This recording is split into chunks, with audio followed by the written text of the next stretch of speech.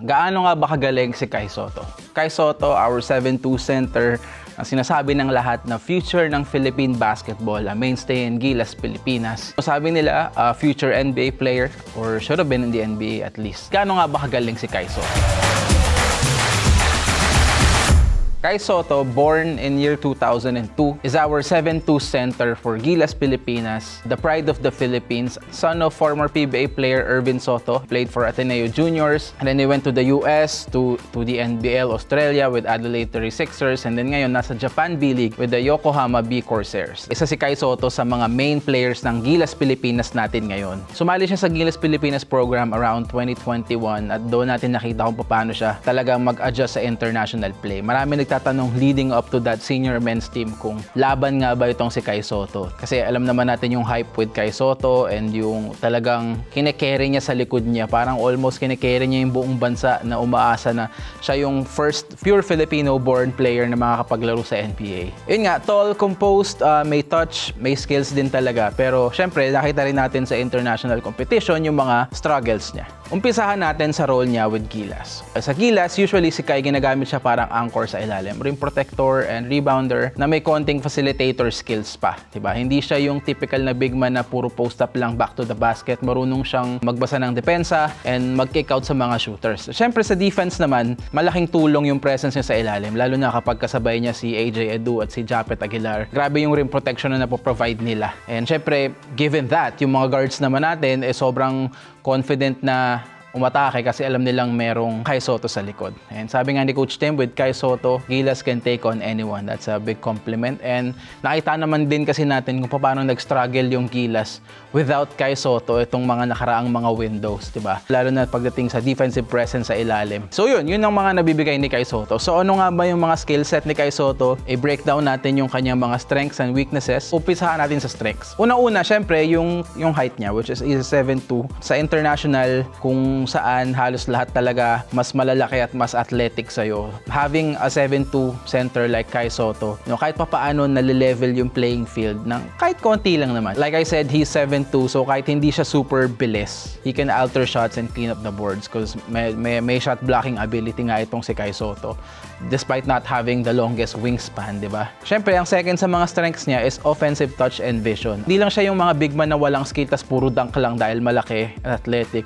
Meron siyang soft jumper, meron siyang baby hook na galaw, and kaya din niyang mag-operate sa high post kung gugustuhin niya. He's not the strongest, he's not bulked up, he is not built the strongest, but he doesn't shy away with the physicality. Tinatry niyang makipagbanggaan. Maraming times na talaga that he's not really strong enough to be able to bully and push yung mga defenders niya. Pero ang isa sa mga maganda rin sa mga playstyle niya is he knows how to read the defense and make the right play and the right pass instead na parang fino-force lang niya. And ang pangatlo sa mga strengths na nakikita ko kay Kai Sotto is syempre yung fit sa modern basketball. Alam naman natin na ang basketball today, hindi na uso yung mababagal na 7-footer na puro post lang, parang mga kagaya ni Shaq. Si Kai Sotto, he can actually run the floor. He can catch lobs. He can stretch the defense a little bit with the mid-range shot.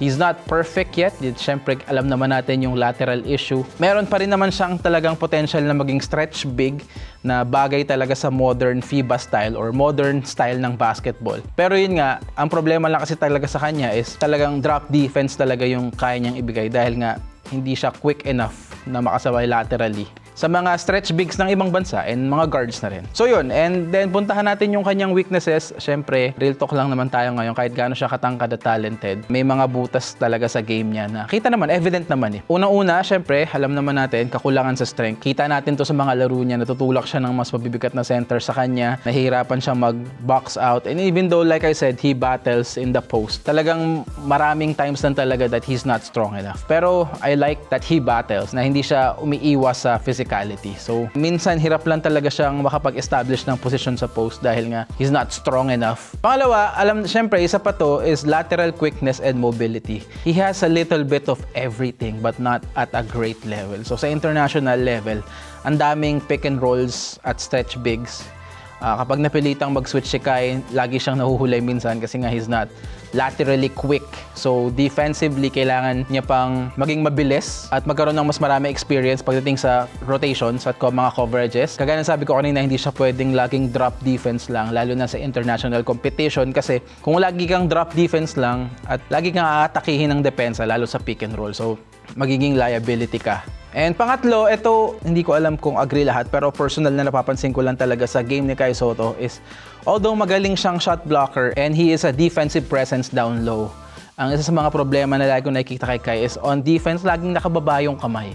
Like fundamentally, I think dapat it needs to be second nature na nakataas lagi yung kamay mo on defense. Lalo na kung big man ka na nasa ilalim ka. Hindi ko alam siguro lagi siyang nag-aabang ng shot block. Siguro kaya ganun siya na hindi niya tinataas yung kamay niya para may buwelo. Pero ang laking bagay nang nakataas yung kamay mo, mas madali ka makaka-alter ng shot ng kalaban pag nakataas lagi yung kamay mo. Hindi lang naman siya about shot block. It's about, disrupting the offense. Yung mahihirapan na siya makashoot dahil yung presence mo na nakataas yung kamay, mahirapan na siya iangat yung bola.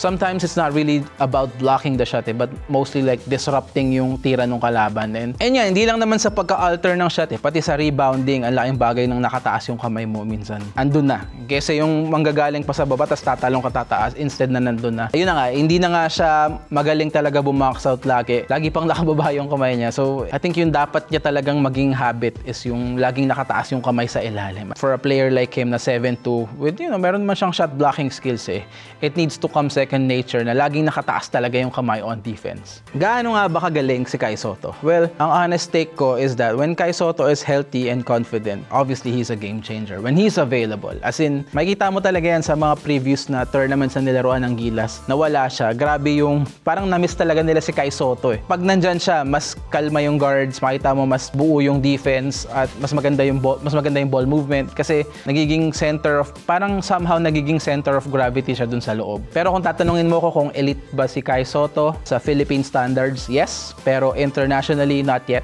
He's good, pero hindi pa dominant. May potential siyang maging top big sa Asia in a few years. And actually, meron siyang potential na maging parang si Yao Ming ng Pilipinas when it comes sa international competitions or when it comes sa Asia, I guess. Pero right now, he's still a work in progress. Alam naman natin yan. Kumbaga parang raw diamond na ngayon, shining na siya. Alam na ng mga tao kung sino siya. Pero para sa akin, hindi pa talaga siya polished at meron pa siyang igagaling. And what is next for Kai Sotto? Para sa akin, coaching advice. Bilang isang coach, natin at skills trainer, na hindi naman niya kailangan pakinggan at malamang wala naman siyang pake at wala namang may pake sa advice ko bilang coach at skills trainer. Well, una-una is obviously build that body, diba? Hit the gym, add strength, become more explosive. By that, it doesn't mean na babagal ka. Merong way to be able to build muscle, get stronger without sacrificing speed. Minsan nga, pwede kang mag-build ng muscle while becoming quicker and more explosive. Pwede kang mag-bulk up nang hindi nagsasacrifice yung speed mo. You can build more muscle while actually becoming more explosive and more quicker. Pangalawa, develop defensive versatility. So, kailangan niya ng quickness to be able to, makasabay sa mga guards, at least makapag-cover ng ilang segundo, and mga stretch bigs. And like I said, Paul, kung sinasabi, is lateral quickness talaga yung pinaka-quickness niya. Kung bakit hindi siya nako-considered as a stretch big or as a someone who can play against stretch bigs, dahil nga dun sa drop defense. Most likely, sa coverage siya sa pick and roll, lagi siyang drop defense. And kung madedevelop niya yung lateral quickness niya at makayanan niyang mag-extend sa 3-point line para sa mga shooters ng kalaban, that's gonna be a big asset para sa kanya, sa game niya, and sa Gilas Pilipinas overall, syempre. Pangatlo, develop good habits on the court like boxing out. It needs to come second nature. And alam naman natin, for some reason, hindi siya magaling pumax out despite being 7'2".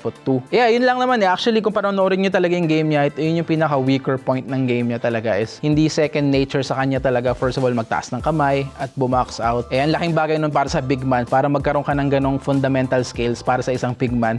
Ang laking bagay na nun. Panoorin mo yung mga guys kagaya ni Pau Gasol na lagi nakataas yung kamay. I don't know, there's a lot out there of great big men that he can watch to be able to develop that.